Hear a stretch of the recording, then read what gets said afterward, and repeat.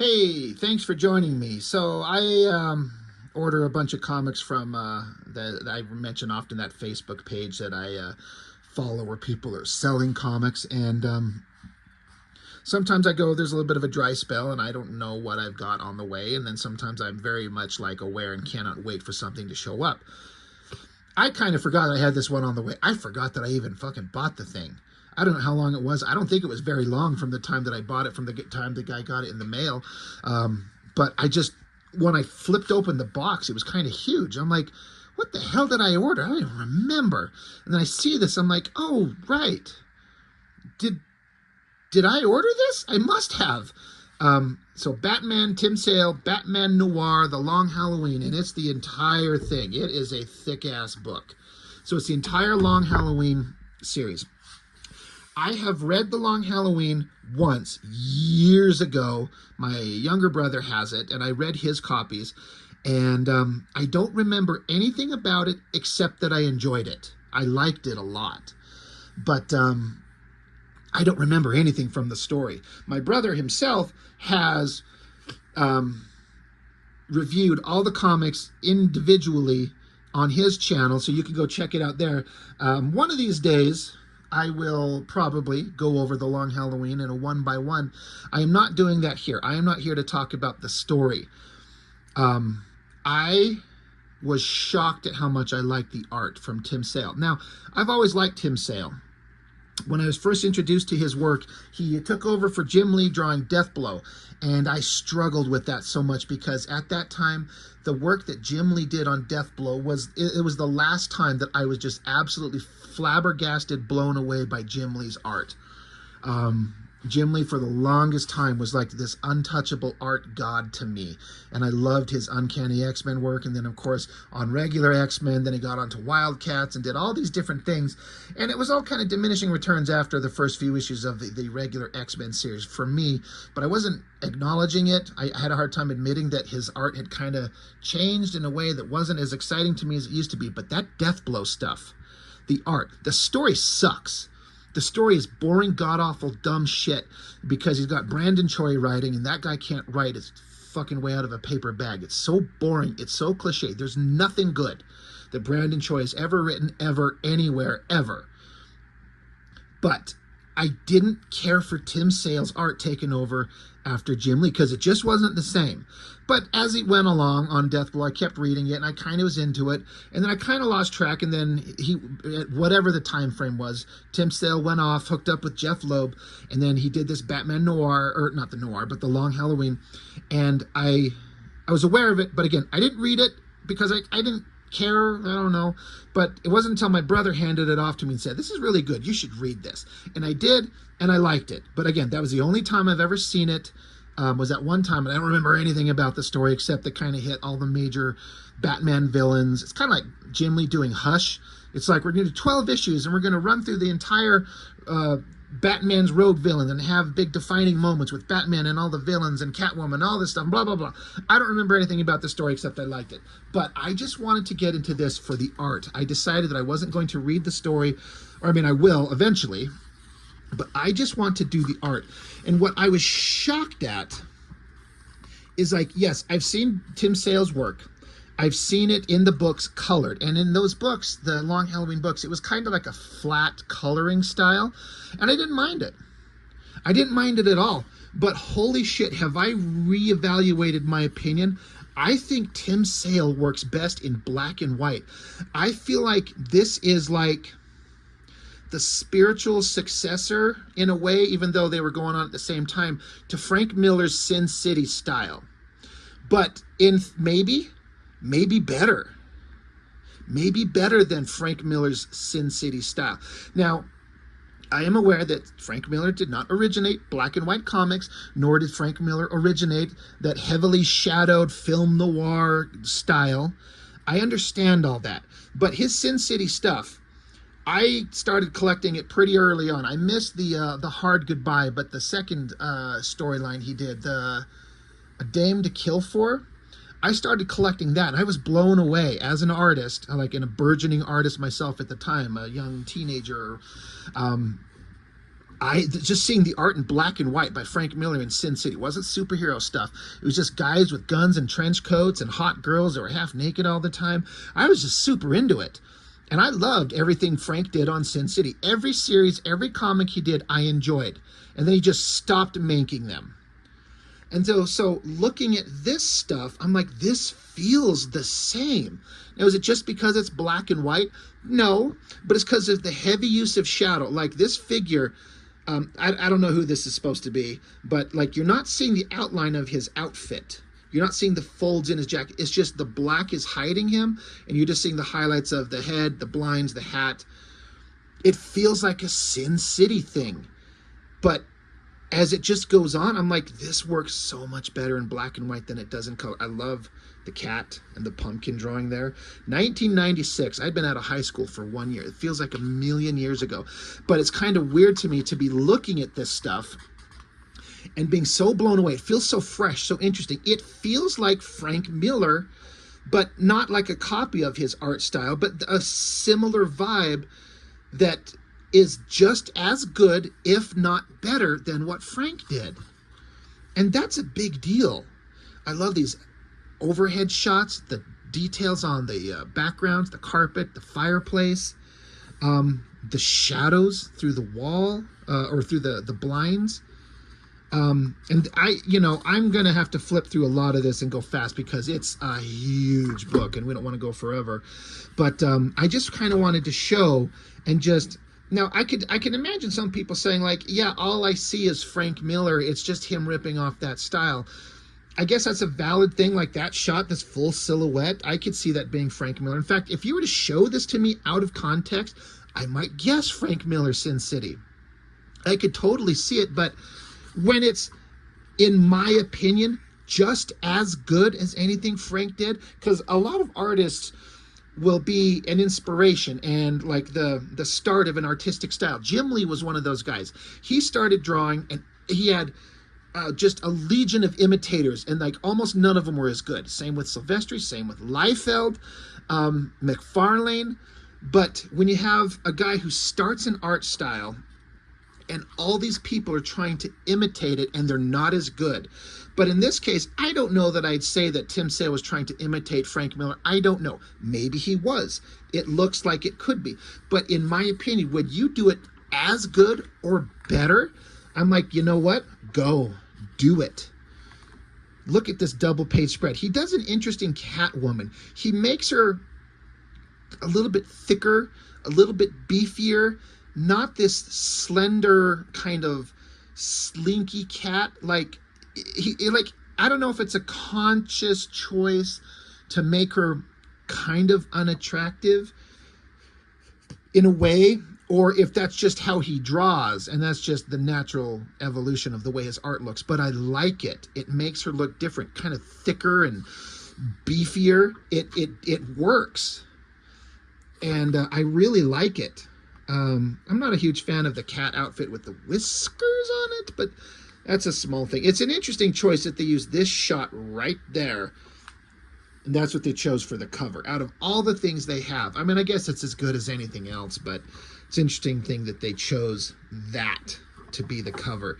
But like I said, when I popped this out, I just started flipping through. I'm like, all right, I'll have to read this, and how do I want to kind of present this on the channel? But I'm just looking at this. I'm like, this black and white is blowing me away. And then I was noticing that Tim Sale does something that flies in the face of everything I was ever taught, or I wasn't taught per se by anybody how to draw comics, as much as I just looked and paid attention to any time an artist talked, discussed, and mentioned art. But inking, they talk about line weights, and so often Tim Sale has two line weights: thick, heavy shadow, and then a microscopic thin line everywhere else. Now, it's not always that way everywhere, but you can kind of see, like, there's no line weight in this shot of her knee and then her boots there. It's just this hyper thin, tiny, tiny line.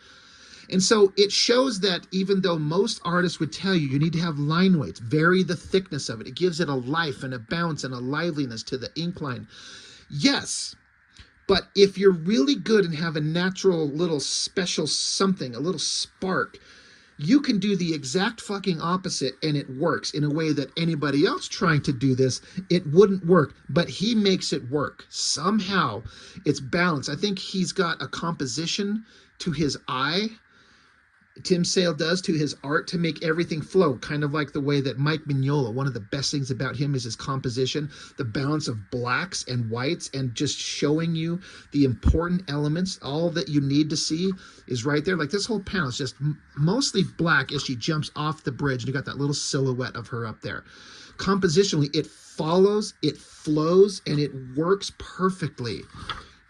So I see Mike Mignola, I see Frank Miller, and it all culminates in Tim Sale drawing one of the coolest looking Batman comics. And again, I know I've said I've seen this in color. I don't think I would ever want to look at the color comics again. I think this looks so good. Like, that's very Frank Miller, very heavy shadow. But man, I am just so into this. I know that some people maybe don't like Tim Sale for some reason, his artwork. It's just personal preference. That's fine. It does suck. He did die some years ago. I don't remember why, but it sucks because he's so good. He can draw it all. Full backgrounds, regular looking people, big superheroic figures. It's just fantastic everywhere. So just going to blast through some of these. Like, look at this. It's almost just pure silhouette everywhere. It's so Sin City. Like, Tim Sale should be drawing Sin City if Frank doesn't want to. But of course, you know, Tim Sale's no longer with us, so it's not an option. Look at this shot. What a pain in the ass. A double page spread where like 99% of it is stacks of cash. Then the more I looked in this, the more I felt like the storytelling elements that were thrown into the Christopher Nolan movies. There was some lines of dialogue. There's elements of the story, the characters, and like the big warehouse full of cash. Remember when the Joker was on the pile of cash and he jumps off and slides down and he lights it on fire? I mean, how would that be in the script? Like a double page spread of a warehouse and just mountains of stacks of cash.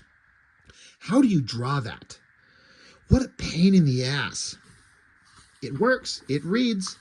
Look at this shot. This is an overhead shot. Super Sin City. Hyper heavy black shadows. No holding lines on everything else. And then this building is just on fire.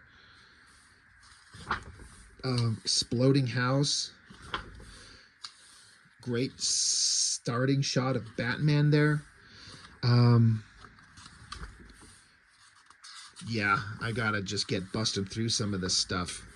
Solomon Grundy, born on a Monday. Like, that's a character I don't understand. That's a character I've never understood, but I don't read a lot of DC comics. I love these shots of Batman just putting his fist right to his face. Bam, bam. Right hand, left hand. Then Grundy's grabbing him and picking him up and squishing him. God, it's just... This book will go right next to all my Sin City books, and anytime I want to be inspired by black and white art, this is one of those ones I'm going to get out and just be fascinated by. He does a thing that is an exact example of something I hate when people draw the Joker, but somehow he makes it work. I've never liked a Joker, I've talked about this, where his features are exaggerated to like a hyper pointy chin, a super pointy nose, an over-exaggerated grinning mouth. I've never liked the cartoony Joker. I like a more grounded, realistic, scary horror Joker. But he makes it work. It's like, bump my camera, excuse me. It just, good Lord, is it good. It works in a way that I normally would hate. God, look at this shot of this, like, so it's an Arkham, so there's this round cylindrical kind of like spread to the jail cells. What a pain in the ass. He did not have to draw it that way. Like, there's multiple levels, so you got this perspective of down, like we're overhead looking down on something, and then even, and then an overhead shot. And it's circular, but it gives it a sense of like depth and vastness. Holy shit, like he didn't have to draw it that way, but he chose to.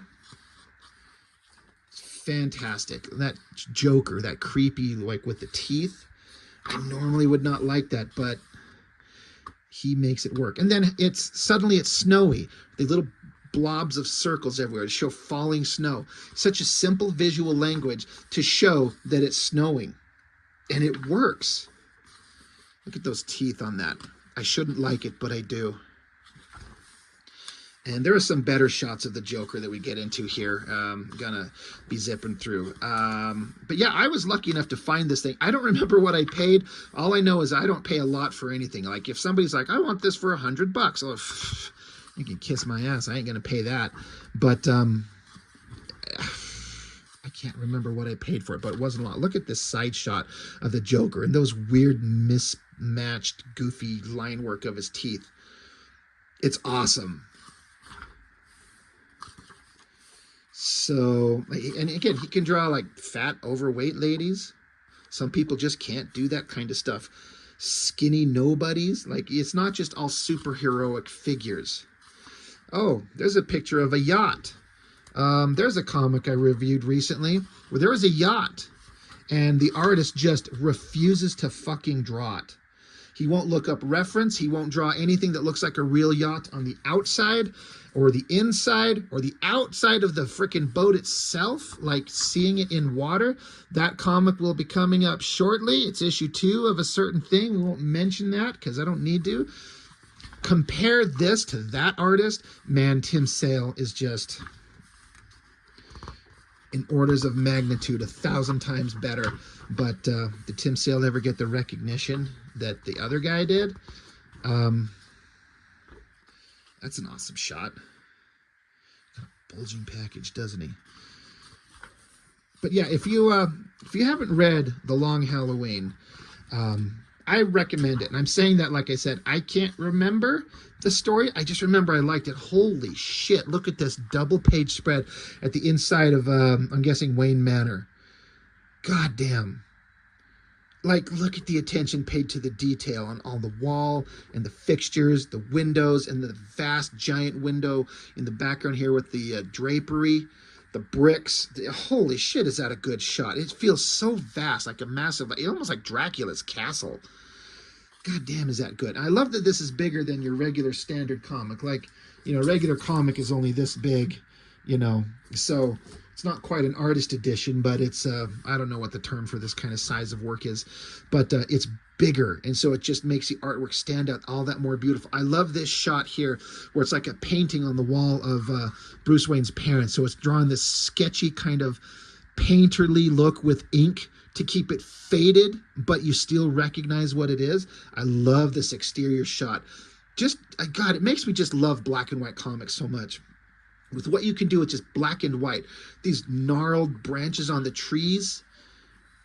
Holy shit. And then the composition of it all. Have a tree up here close at your foreground. You got some midground with the gravestones, and then a figure small here, and then in the background, far away gravestones and another tree. God damn, is it good.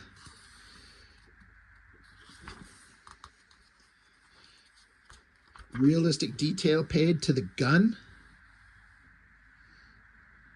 I want to say, this reminds me, somebody could tell me if they know better, but I seem to remember that Tim Sale, I saw in an interview, and I'm going to look at these, from what I'm seeing, it looks like that tracks, that when he's drawing in pencil, he will lay out with a ruler and draw all the straight lines on all the parts that require a straight line in pencil to get the perspective straight. But then when he inks it, he freehands it. So it's not a flawless, perfect, dead, straight line. It's got some kind of life to it. And just looking at any of these lines, like on this gun, it probably is hard to see, but none of these lines were drawn with like a pen and a ruler. But it's obviously all straight. So, he'll draw this in pencil and use a ruler to keep it straight and keep the lines parallel to each other and at the right angle. So it's all squared off perfectly in pencil. But then when he inks it, he just follows it by hand. He freehands it. And it gives it just a little bit more life than it would otherwise. And that's a technique that I kept in my mind and I've tried to apply in my own art. God, look at that shot with these squiggly lines to kind of makes it look like it's wet underneath them. God, freaking neat. But yeah, Look at that exploding car. Amazing. Like dry brush work going on in the explosion up here. But we're not even halfway through this book yet.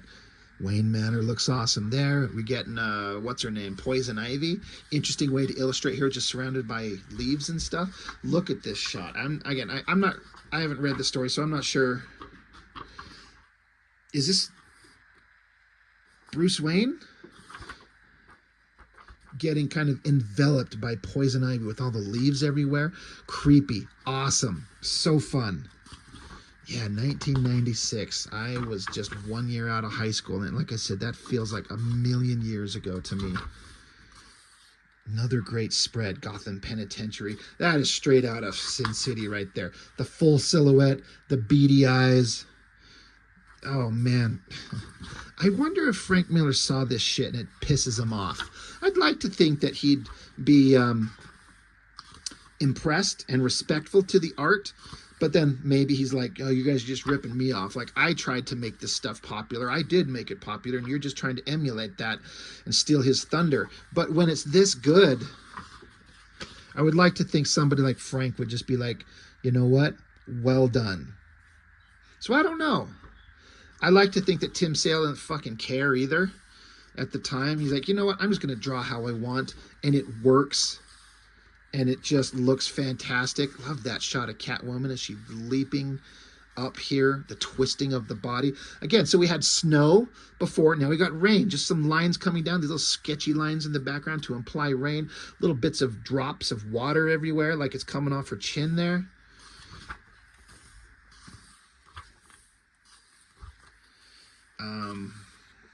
Jesus. I don't know what more I can say that's not just me repeating. Oh, look, there's another yacht. It's a shame that certain other artists just cannot be bothered to look up some reference and draw what an actual yacht would look like. Batman holding a gun. Get into more atmospheric stuff. Out in the rain. So you got Nigma, somebody under an umbrella. The sketchy line work for the water.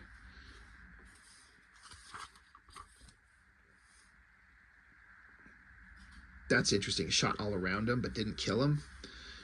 Making every character, every villain gets like their special awesome shot. Look at that. Look at that. Like, again, totally taking that Frank Miller style right there. Crazy good.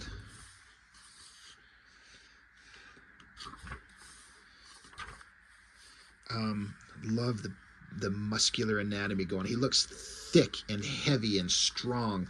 Love the perspective and the use of like kind of cobblestone brick shapes that are not all in a completely symmetrical, even pattern. It's not like you just grid it out and put lines and just notch every other one. Like there's bigger ones and smaller ones, and it just gives it an organic, more realistic, lively look to itself. Did Batman fucking rip the bars off of a jail cell? That's awesome, but he's not that strong. I don't care. Holy shit, look at that double page spread. The Scarecrow, double page spread, horse rearing up, clouds in the background, rain. That is so awesome. I do not remember that from the original reading of the Long Halloween myself. That is incredible looking. That would be a great piece of artwork to own if he could have some originals. Holy shit, do I like that, in case you couldn't tell. And another double page spread. So there's Batman tackling his ass off there. Look at the goofy look on the horse, like his face and the nose and the tongue. That's awesome.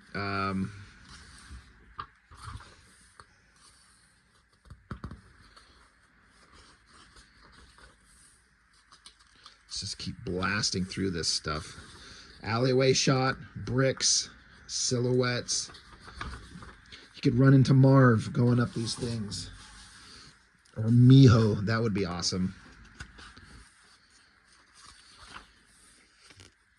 Great shot. I'm just going to assume that's Thomas Wayne. Just looks like him. The mustache and everything. Another great interior double page spread shot. Overhead looking down, chandelier, the table, the chairs, the staircase and the railing. That shit's a pain in the ass to draw. Love that big shot right there. That's great. Even Alfred. Kind of goofy looking, but it's awesome looking.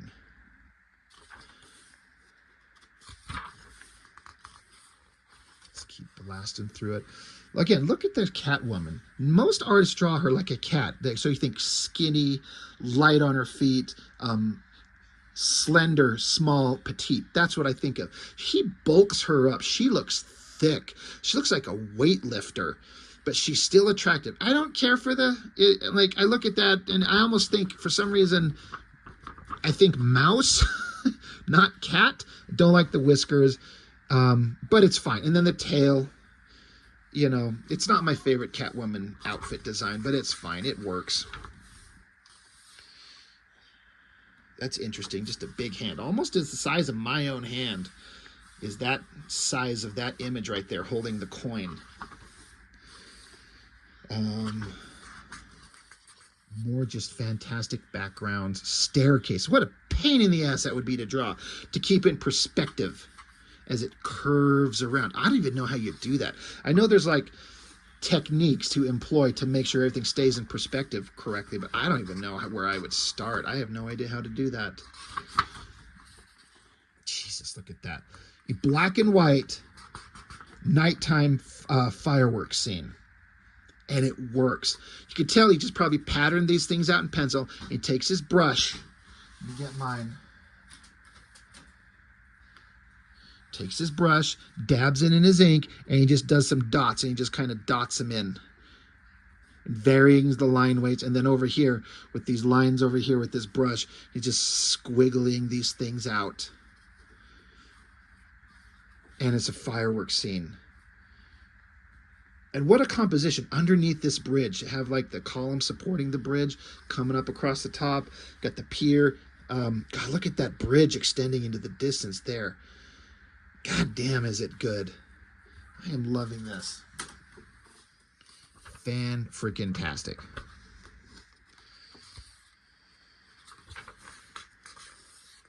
Moody shot. Batman there. The cast shadow on the wall. The smoky Gotham background. Love the heavy shadows on Batman right there. Big, heavy, strong, muscular guy.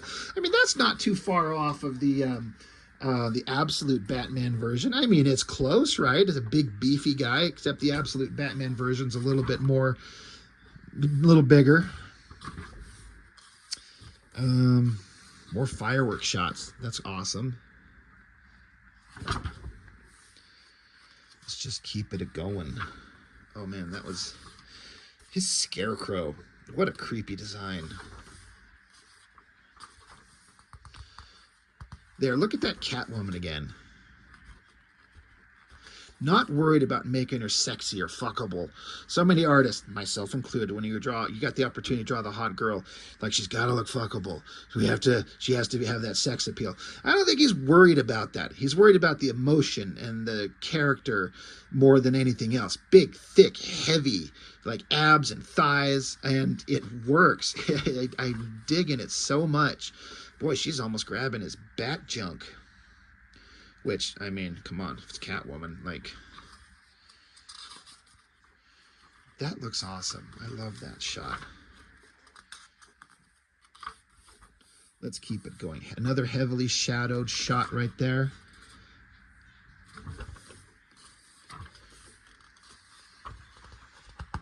Let's see. Just zip through these. We're getting close to the end. I'm just blasting through these really fast, obviously. Oh man, double page spread, overhead shot looking down of a courtroom scene. Boring, right? If you were to have to draw this, it would be boring. But then what you do is you find a way to make it interesting. And you're paying attention to the outfits and the lighting on the clothes. You got to keep the perspective right. You got to get all these figures in the background. And he just nails it. It's just, it reads perfectly.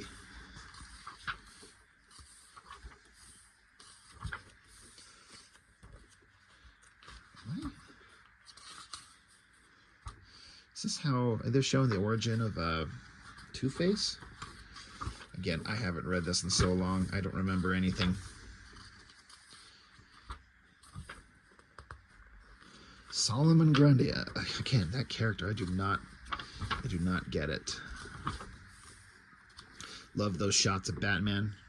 That looks cool. Some kind of printing error, some kind of smudging in this thing. I don't know what it is. It's one page. It doesn't ruin anything.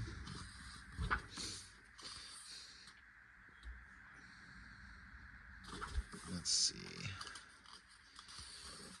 I like that shot right there of her face. The lips look great. The heavy shadows on her chin.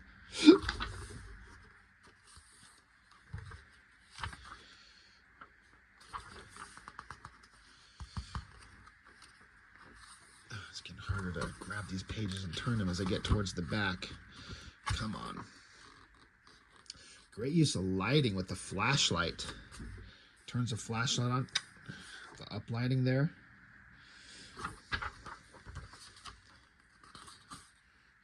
Whoever this guy is, he is Holiday. The Holiday killer, right? Don't know who he is. Look at that shot of Batman. That feels kind of, I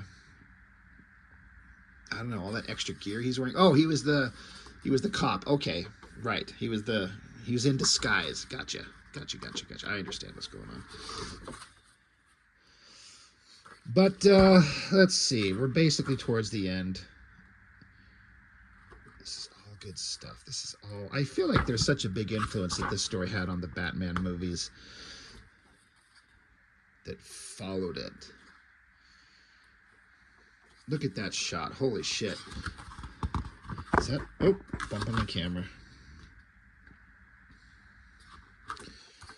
But there's just all of them. Creepy looking Joker. I guess that's Two-Face back there. Penguin, Poison Ivy, Scarecrow, Catwoman, Grundy, Mad Hatter. That is, what a spread that is. Holy crap. That would be an incredible piece of original artwork to own. And then, of course, Two-Face. Grotesque face.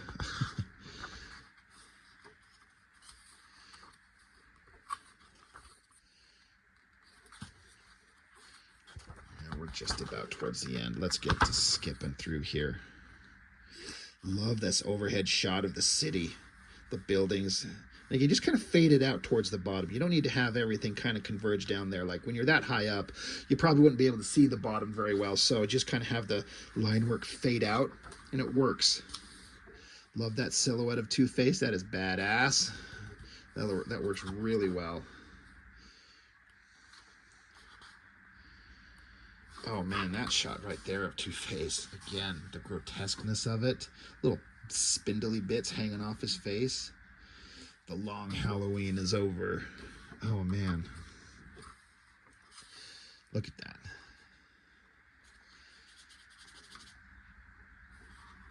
Fantastic. All right, well, let's see. Hell of a double page spread. Big city shot, all kinds of architecture stuff. So many other artists who don't know what they're doing. Just not that they don't want to do it, it's that they can't do it. But he nails it every step of the way.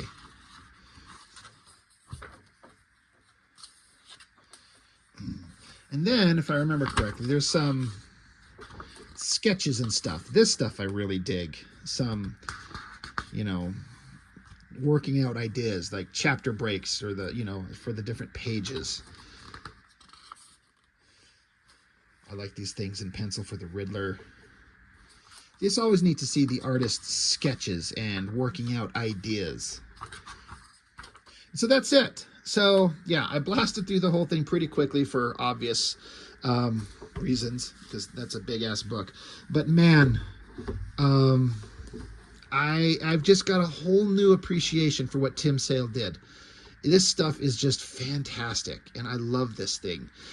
I know I keep saying the comparisons to Frank Miller and Sin City, but I loved the Sin City stuff, and this feels like I just got a whole new giant book of Sin City story and art. It's just kind of, it's close enough.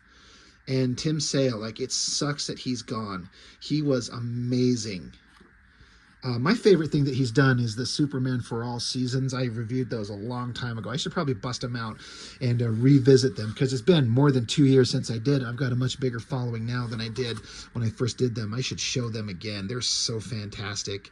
That's the book that made me love Tim Sale's artwork. I was like, all right, I'm on board with this guy big time. But this is a whole other level of just black and white awesomeness. Let's end it just staring at that shot that I loved so much of the scarecrow on the horse. That looks incredible. Anyway, that's all I got for this one. Just ogling beautiful artwork. I'd love to hear anybody's opinions on it. What do you think about it? Did you like the story when it come out? What do you think of Tim Sale's artwork in this thing? Does seeing it in black and white change your opinion on it? It sure does for me. Again, I liked it before. I liked it in the regular comics, or kind of the basic flat coloring that they were doing. But I don't know. I feel like this is the way it should have been presented. This is the way this artwork should be seen. So that's all I've got for now. Thank you for watching. I'll see you next time.